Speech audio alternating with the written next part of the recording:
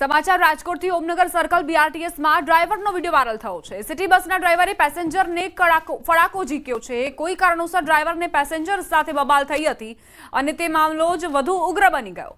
બીઆરટીએસના ડ્રાઈવરની દાદાગીરી જુઓ।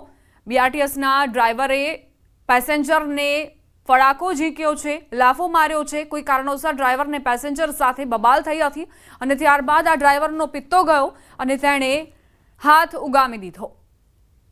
તેનો વિડીયો પણ સોશિયલ મીડિયામાં વાયરલ થયો છે। સિટી બસના ડ્રાઈવરે કઈ રીતે એક પેસેન્જરને ફડાકો માર્યો તે આપ જુઓ। અહીં કયા કારણોસર બબાલ થઈ છે તે હજુ સ્પષ્ટ નથી કે આખરે પેસેન્જર અને ડ્રાઈવર કઈ બાબતને લઈને અહીં શાબ્દિક ટપાટપી કરતા હતા। સમાચાર વિજાપુરમાં દારૂના અડ્ડાઓ ઉપર જનતા રેડ। લાડોલ પોલીસ સ્ટેશનની હદમાં આવતા રણસીપુર ગામમાં જનતા રેડ કરાઈ। રણસીપુર ગ્રામજનો દારૂના અડ્ડા ઉપર પહોંચી ગયા। ગામમાંથી દારૂનું દૂષણ ડામવા માટે જનતા રેડ કરાઈ। પોલીસની વારંવારની કામગીરી છતાં પણ દારૂના અડ્ડાઓ ધમધમી રહ્યા છે। પોલીસની કામગીરી સામે સવાલ ઉઠ્યા છે। જનતા રેડ કરી ગ્રામજનોએ દારૂના અડ્ડાઓ પર દારૂનો નાશ કર્યો છે। રણસીપુરના ગ્રામજનો બુટલેગરોથી પરેશાન જોવા મળી રહ્યા છે। વારંવાર પોલીસ પહોંચે છે, કાર્યવાહી કરે છે, પરંતુ બુટલેગરોના પેટનું પાણી પણ નથી હલતું। એટલે જનતાએ પોતે જ શસ્ત્ર ઉગામ્યું અને રેડ કરવા માટે પહોંચી। મહિલાઓ અહીં ખૂબ જ ત્રસ્ત છે, કંટાળેલી છે, કારણ કે આ બુટલેગરોના કારણે તેમના ઘર પણ ખૂબ જ ભોગવી રહ્યા છે। મહેસાણા, છોટાઉદેપુર અને જૂનાગઢની અલગ અલગ તસવીરો તમારી સામે છે। દારૂના અડ્ડા પર કઈ રીતે જનતા રેડ કરવામાં આવી મહેસાણામાં તે આપ જુઓ। છોટાઉદેપુરમાં દારૂની હેરાફેરી ઝડપાઈ છે, તો આ તરફ જૂનાગઢમાં દારૂ લેવા આવનાર પર બુટલેગરોએ હુમલો કર્યો છે। ત્રણ અલગ અલગ ઘટનાઓ, પરંતુ દારૂ સાથે જ સંકળાયેલી। ગાંધીના ગુજરાતમાં કઈ રીતે દારૂનો વેપલો ચાલી રહ્યો છે, આ ત્રણ ઘટનાઓ પરથી આપ અંદાજ લગાવી શકો છો। છાશવારે આવી ઘટનાઓ સામે આવતી હોય છે, પરંતુ તેમ છતાં પણ પોલીસને, પ્રશાસનને આ દારૂ નામના દૂષણથી છુટકારો મેળવવામાં ખૂબ સમય લાગી રહ્યો છે। વડોદરાથી અટલ બ્રિજ પર ટ્રિપલ અકસ્માતની ઘટના। બેકાબુ કારે એક્ટિવા અને ટ્રેક્ટરને ટક્કર મારી। ઘાયલોનું સારવાર માટે હોસ્પિટલ ખસેડવામાં આવ્યા। અકસ્માતમાં કારનો કચ્ચર ઘાણ વળી ગયો। અકસ્માત બાદ ભારે ટ્રાફિક જામ થયો। પોલીસે ઘટના સ્થળે પહોંચીને તપાસ શરૂ કરી। કારે એક્ટિવા અને ટ્રેક્ટરને ટક્કર મારી, જે બાદ જે અંદર સવાર વ્યક્તિઓ હતા તેઓ ઈજાગ્રસ્ત થયા છે। તેમને તાત્કાલિક જ હોસ્પિટલમાં ખસેડવામાં આવ્યા। કારનો કચ્ચર ઘાણ વળી ગયો હતો અને આ અકસ્માત બાદ કઈ રીતે ટ્રાફિક જામ સર્જાયો તેના દ્રશ્યો પણ આપ જુઓ। પોલીસે ઘટના સ્થળે પહોંચીને અને ટ્રાફિક ક્લિયર કરાવ્યો હતો। સાથે જ જે સવાર લોકો હતા કારમાં, એક્ટિવા અને ટ્રેક્ટરમાં, તેમને હોસ્પિટલ ખસેડ્યા હતા। લાંબો ટ્રાફિક જામ સર્જાયો હતો। ગાડીઓનો ખડકલો થતો જોવા મળ્યો હતો આ એક અકસ્માતના કારણે। તાત્કાલિક પોલીસને જાણ કરાઈ, જે બાદ પોલીસે ઘટના સ્થળે પહોંચીને ટ્રાફિક ક્લિયર કરાવ્યો અને ઘાયલોને સારવાર માટે હોસ્પિટલ લઈ જવાયા। સંવાદદાતા હાર્દિક જોડાઈ ગયા છે વધુ જાણકારી સાથે। હાર્દિક, કઈ રીતે અકસ્માતની ઘટના બની?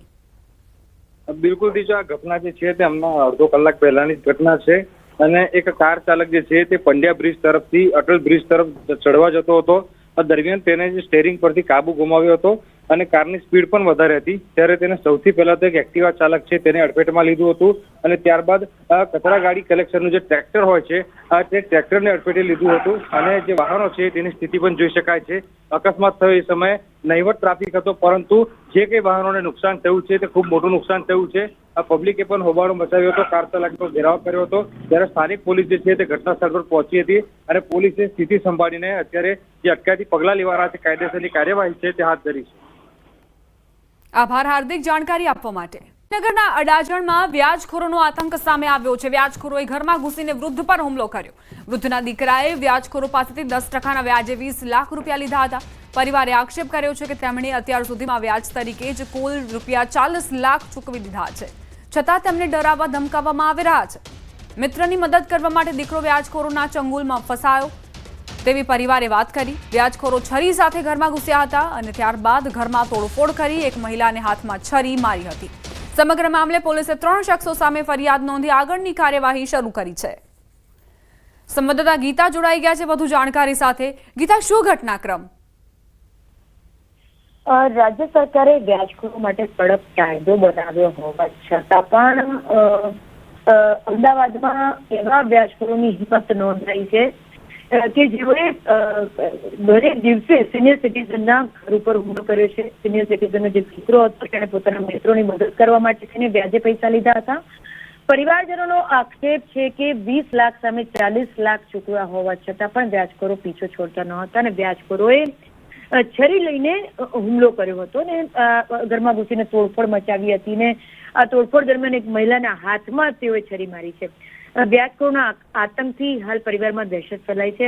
અડાલજ પોલીસે પૈસાની લેતી દેતી મામલે ગુનો નોંધ્યો છે.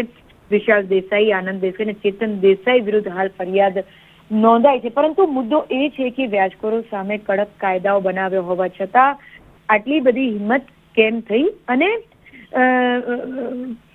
કોના પ્રોટેક્શન હેઠળ આ પ્રકારે વ્યાજખોરો ફરીથી બેલગામ બન્યા છે. જી આભાર.